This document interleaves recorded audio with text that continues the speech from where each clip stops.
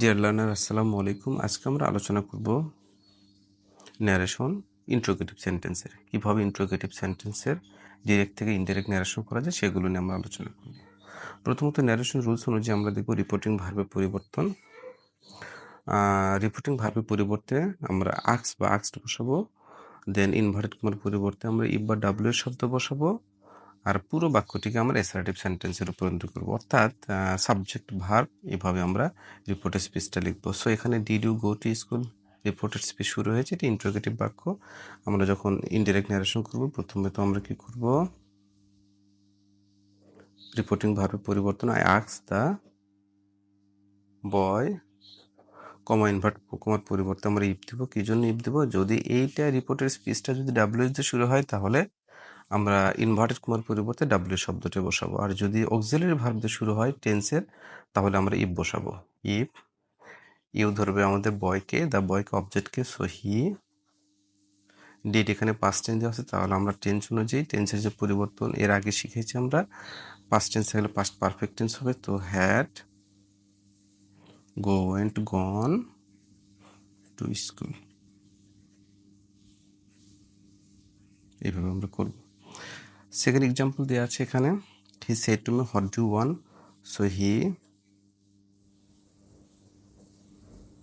Asked me, কমা invert কমার পরিবর্তে যে ডাব্লিউ শব্দটাই বসাবো, কারণ আমরা আগে বলে নিলাম যে ইন্ট্রোগেটিভ সেন্টেন্স যদি সাহায্যকারী ভাব দিয়ে শুরু হয় তাহলে ইনডিরেক্ট নিরসন করার সময় আমরা ইফ শব্দটা বসাবো, আর যদি ডাব্লিউএস ওয়ার্ড দিয়ে শুরু হয় তাহলে উক্ত ডাব্লিউ শব্দটাই ইনভার্টেড কমা উঠাই দিয়ে বসাতে হবে। হোয়াট ইউ সাবজেক্ট, প্রথমত সাবজেক্ট ইউ ধরবে আমাদের মিকে, ইউ এখানে সাবজেক্ট আকার আছে, মির সাবজেক্ট আই, ডু ছিল প্রেজেন্ট টেন্স, তো আমরা করব past tense, what I.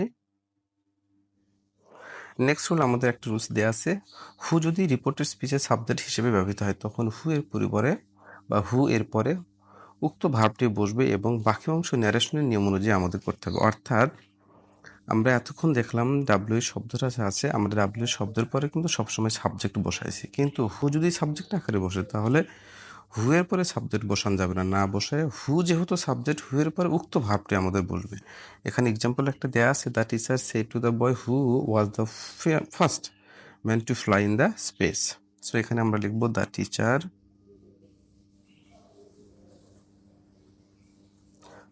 Asked the boy, comma invert comma তুলিতে ডাব্লিউসি বসে আমরা হু, আর এই তো এইমাত্র বললাম যে যদি হুটা সাবজেক্ট আকারে থাকে, হু এখানে সাবজেক্ট আকারে আছে, সুতরাং আমাদের এইটাই বসবে, who was the first man to fly in the space, এইভাবে আমরা বসায় দিব। তো আবার একটু আলোচনা করে দিব আমি।